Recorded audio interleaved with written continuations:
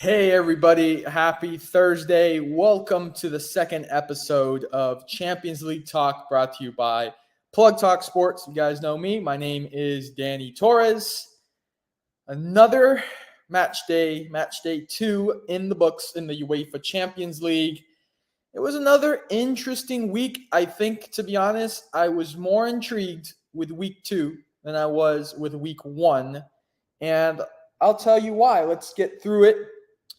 And we have, of course, our 3 games that we highlighted. But to be honest, I think there's a lot to talk about. So it's best if we just go by them one by one. And the first match that we're going to talk about is Real Madrid against Napoli. This was a game that was played in Estadio Diego Maradona. And, man, let me tell you, lately, I'd say for this season, Real Madrid has only lost once, and that was in La Liga, and it was to their cross-city rivals, Atletico. I think they have gotten, I don't want to say lucky, but Madrid has been rescued a lot, and especially by Jude Bellingham. And in this match, like a lot of matches so far this season for Madrid, they conceded first. And again, I think throughout so far in this early young season, Madrid concedes first, and then they come back remarkably and win. And that's what happened here. And Leo Ostigard in the 19th minute is the player that takes Napoli out in front. And then Vinicius, being back in the lineup for Real, equalizes his game in the 27th minute, goes 1-1. And then Jude Bellingham with a remarkable, I can't even explain what this boy is doing, only 20 years old, English international, first year with Real, coming from Borussia Dortmund. What he has done so far early on has proved that he was worth every cent that Madrid spent on him. He had this remarkable solo goal, taking on the entire Napoli defense, took them all on, and got the goal. It was fantastic. That gave Madrid the 2-1 lead. But then a penalty in the 54th minute equalizes things for Napoli. It was 2-2. And then let's talk about the last goal. 78th minute. It was unbelievable. It's Fede Valverde, top of the 18 from distance. I believe there was a corner that was taken out into the 18. It was a volley. Hits it, and they counted it as an own goal, but I'm giving the credit to Fede Valverde. It hits the post, and out the post, it hits the back of the keeper's head and in. But that only happens because the shot was an absolute bullet. I can't even describe it as anything else. Absolute bullet. It goes in. Madrid with a 3-2 lead. They hang on. There was some surprises from Napoli at the end that kind of scared Madrid, but they were able just to hang on there and remain perfect through match day 2 in their group in the UEFA Champions League. So that was a really exciting match to watch. Keeping things on the La Liga side and the Spanish side, it was Real Sociedad taking on the Austrian team, or Red Bull Salzburg. This one was up in the air for me. But Sociedad comes out with the victory. Oyarzabal in the 7th minute opens the scoring for Sociedad.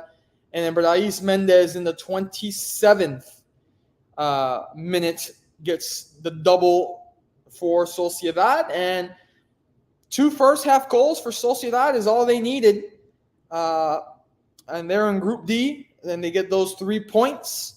And Sociedad, I wouldn't say this was an upset, but it was a surprise, at least for me. Then, in Real Madrid's group, we talk about Braga and Union Berlin. Braga coming up with a 3-2 victory. Berlin now with their second straight loss. So Union Berlin had 2 goals in the 30th and 37th minute from Geraldo Becker. So they had the lead in this thing. Union Berlin was up 2-0, and then Braga in the 41st and 51st minute, Siako Niakate and Bruma with the 2 goals, and then Braga, the Portuguese team, stuns the Germans late in this one. In the 90th minute, +4 in stoppage time, Andre Castro with the match winner. And this is for Group C, as I said, alongside Real Madrid and Napoli. So Braga, 1 win, 0 losses, and 1 draw. It was a good result for them because it would have been bad if they lost. But Union Berlin, 0 wins, 0 loss, 2 losses, excuse me. This is bad. This is bad for Union Berlin. Not looking good. Still lots of group stage soccer to be played. But as it looks like in the moment right now, they look like they're heading out. Braga still has a chance, but they also look like a team that might go out. I think Real and Napoli come out of that group. Now, this one that we're going to right now was a super, super surprising match. It's Copenhagen against Bayern Munich. Copenhagen takes the lead in the 55th minute. Lucas Larager with the goal. And I was just thinking to myself, as I saw the score, man, how the heck is Copenhagen beating Bayern Munich right now? But Bayern would respond with 2 second-half goals of themselves. Musiala in the 67th minute and Tell in the 83rd, who's tearing it up right now. Those were the 2 goals for Bayern. They rally in a comeback victory. And that was, of course, for Group A. So Bayern stays perfect and wraps up 3 more points there. And they have 6 points. Continuing with play in that group. Oh, man.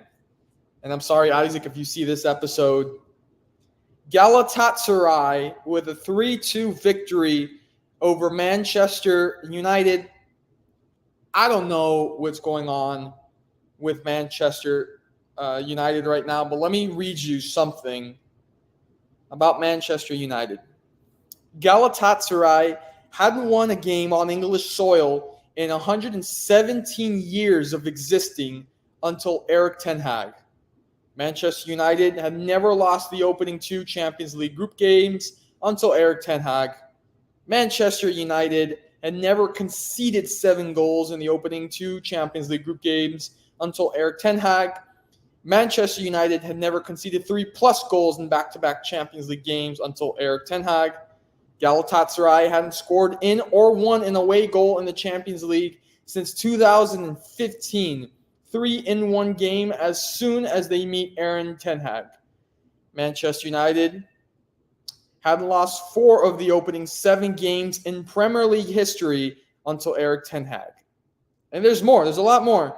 Manchester United haven't had as few as 9 points from the opening 7 games since 1989 until Erik ten Hag. Manchester United had conceded 4 goals in a Champions League group game in 28 years until Erik ten Hag.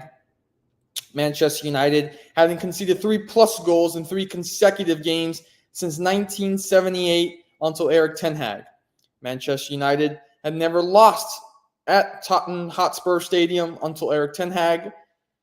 We still going. Manchester United hadn't lost the opening 2 away games since 1973-74 until Erik ten Hag.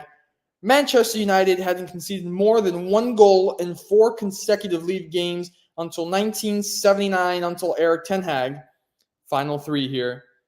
Manchester United had never conceded 2 goals in the opening 4 minutes of a Premier League game at Old Trafford until Erik ten Hag. Manchester United had never conceded 23 shots in 1 game at Old Trafford in Premier League history until Erik ten Hag. And finally, Brighton had never won twice in a row at Old Trafford until Erik ten Hag. Whew! That was a lot to read. But let me tell you, if there's not any more to tell you of proof that Erik ten Hag is not the man for Manchester United, with how controversial he has been, starting with the whole Cristiano Ronaldo era, part 2 in Manchester, then I really don't know what to say to you guys. I don't know what you guys think. I don't know what your guys' opinion is as Manchester United fans. Me personally, this is just more reasons why I don't like Erik ten Hag. I'm not a Manchester United fan, but football or soccer doesn't feel the same, without Manchester United at least being competitive.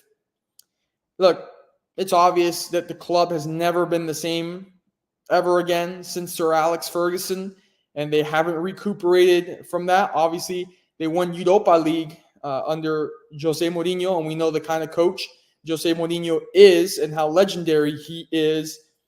But Erik ten Hag, he received boos from Manchester United fans after this match, after this loss to Galatasaray. It was not pretty. A red card from Casemiro in the 77th minute. Zaha, of course, very familiar in the Premier League. It's a goal in the 23rd minute. Icardi in the 81st. Galatasaray. Congratulations. You went into England, something you've never done before, and pick up 3 points and beat Manchester United. They've lost for the first 2 games now to Bayern and Galatasaray. And it looks either they're going home or they're going to Europa League.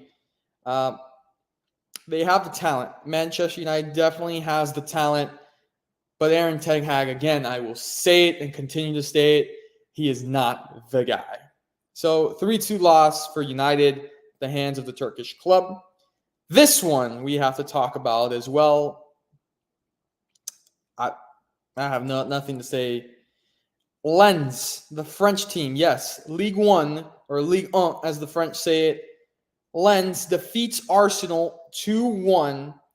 Adrian Thomason and Eli Wahi with the 2 goals. But Arsenal was up first 1-0 in the 14th minute. Gabriel Jesus. Saka gets injured for Arsenal. And this is coming with Group B action. So it was a big surprise. And I'm heavily disappointed just because having seen Arsenal in preseason, I was very excited. And after the performance of last season, I was very excited to see, Arsenal perform this year. I think that they were going to do very, very well. I was happy to see them back in Champions League soccer. But they're struggling quite a bit. Still early on in the season. We don't want to get too carried away or get too exaggerated. Many things can happen. But this, for them, is an embarrassing loss to Lens, a game that they should have won and are expected to win. They fall 2-1 to Lens. Nothing much here in the Milan. Benfica, the finalists from last year. Marcus Thuram in the 62nd minute brings the winner for Internazionale Milano for Group D. And that's going to be 2 losses for Benfica, so they're really struggling. And then this one was a 50-50 coin toss for me. PSV Eindhoven against Sevilla. I think that me personally, as much as I thought it was going to be a 50-50 coin toss, give me a little bit edged Eindhoven. I think Eindhoven was the better team, or is the better team. But of course, I think Sevilla is now revamped. Now that they got Sergio Ramos on the team. It was a 2-2 draw. Luke de Jong with a penalty in the 86th minute, and Jordan Teze with a goal in the 90th +5. And then, of course, goals coming in the 68th and 87th minute for Sevilla. So they have 2 draws. Eindhoven with 1 draw, 1 loss. It's going to make things interesting in that group. But again, that was a 50-50 coin toss for me. And we look under the Wednesday matches. Royal Antwerp, who had a 5-0 loss to Barcelona match day 1, took on Shakhtar Donetsk, who lost their first match day as well. Royal Antwerp was winning this match. They had goals in the 3rd minute and the 34th minute. But then it was Shakhtar who came from behind. A lot of comebacks here in match day 2. The goals in the 48th, 76th, and 71st minute is going to put Shakhtar Donetsk with 3 points onto the board. for the first time in this Champions League campaign, getting by Royal Antwerp 3-2. Now, here's another one, another come-from-behind victory. Atletico defeating Feyenoord, the Dutch team. Feyenoord was up in this match until a double from Alvaro Morata and a 45th minute plus 3 stoppage time goal from Antoine Griezmann. Mario Hermoso with our own goal is what gave Feyenoord the lead. And David Henko with a 34th minute goal. But really that brace from Morata helps them in Group E and helps Atletico come back and defeat Feyenoord. This one was a very exciting match. I watched this one particularly. FC Barcelona taking on Porto. I think Porto had the better match. I think they were pressuring a lot. But it was just a substitution. Unfortunately for Barcelona, Lewandowski went out with an ankle injury. They bring in Ferran Torres, and he's able to get a goal in the 45th minute plus stoppage time, plus 1 minute before ending that first half. And, of course, Gavi with a red card in the 90th minute, so he'll be suspended for the next match. And then Lamine Yamal, the youngest player in Champions League history to start. Not much here. Barcelona remains unbeaten in the Champions League so far this campaign. Even though Porto deserved it, that's not the way soccer works sometimes. So Barcelona comes away with that victory. Now, I'm scratching my head here because this is the one that has everybody talking, and it's Newcastle United putting on 4 goals on PSG. Goals from Miguel Almiron, who was an MLS player, Dan Burn, Sean Longstaff, and Fabian Schär, all getting goals for Newcastle United. And for PSG's lone goal in the 56th minute from Lucas Hernandez. If you're PSG, you got no Messi, no Neymar. It's just Kylian Mbappe. You have Ousmane Dembele. You have Marco Asensio. That's more than enough to beat this Newcastle side, who's really kind of in the Premier League and domestic. They're really kind of struggling early on in this season. But you lose 4-1 with the team that you have. You're now 1 win, 0 draws, and 1 loss. Boy. And nothing, absolutely nothing from Kylian Mbappe in this match. You should have gone to Madrid when you had the chance, Mbappe. That's all I will say. I think that he's wasting his career at PSG because I think that aside from that 2020 run that they got to the final and lost to Bayern Munich, I think PSG continues to be flukes of the Champions League. And for Newcastle, you invested a whole lot of money to make the Champions League. You made it, and you made it for occasions like this night. Congratulations to you guys. Well done. A pat on the back there. You put 4 goals on PSG. That's remarkable. And it was a shocking result. Manchester City against Leipzig. Another come-from-behind victory at Leipzig. Went up 1-0, or excuse me, yes, it was Leipzig, and then 3 goals from Phil Foden, Julian Alvarez, and Jeremy Doku gives Manchester City the victory 3-1 to remain perfect in this Champions League campaign. And we got AC Milan and Borussia Dortmund.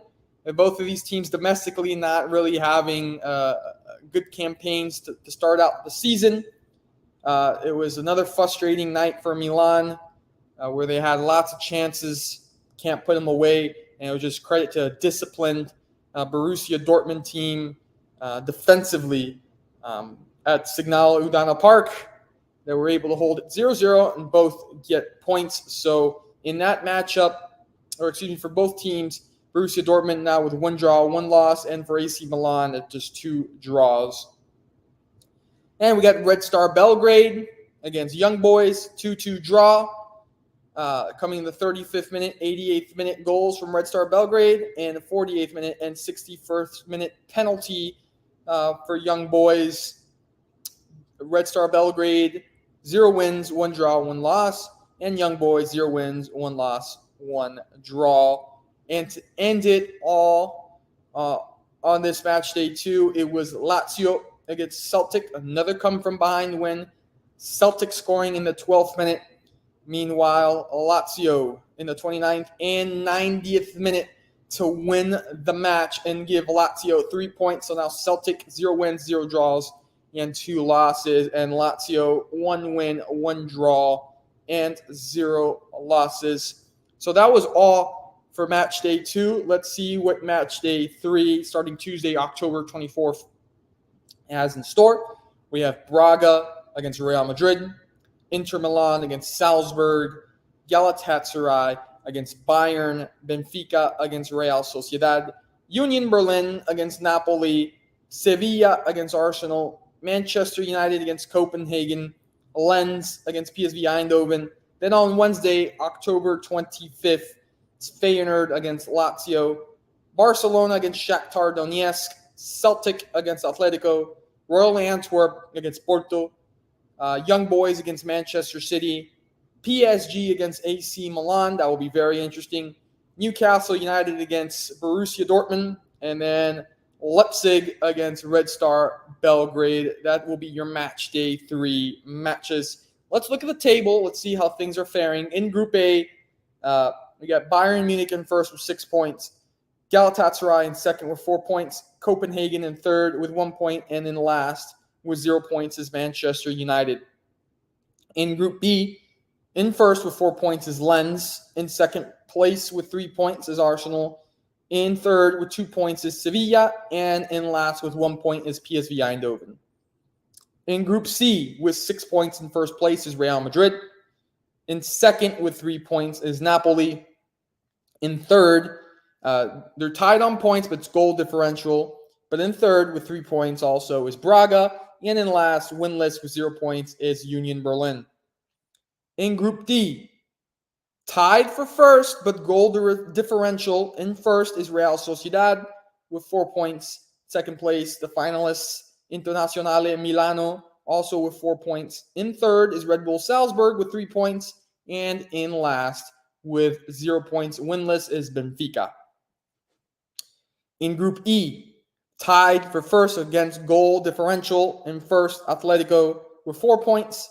Lazio in second with 4 points. In third, with 3 points, is Feyenoord. And in last, still winless, is Celtic. In Group F, in first place with 4 points is Newcastle United. In second with 3 points is PSG. In third with 2 points is AC Milan. And in fourth with 1 point is Borussia Dortmund. In Group G, still perfect, 6 points. First place, Manchester City with 3 points. And second is Red Bull Leipzig. In third, tied for third, really, but again, goal differential, Young Boys with 1 point. And in fourth, Red Star Belgrade with 1 point. And finally, Group H, still perfect. In first place, 6 points, Barcelona. In second, with 3 points, is Porto. In third, with 3 points, again, goal differential, Shakhtar Donetsk. And in last, with 0 points and winless, is Royal Antwerp. Well, that'll be all for this second episode of Champions League Talk, brought to you by Plug Talk Sports. I hope you guys enjoyed this episode, have been enjoying some Champions League soccer so far this season. We'll see you guys for match day 3 and episode 3 of this Champions League Talk. So long. We'll see you.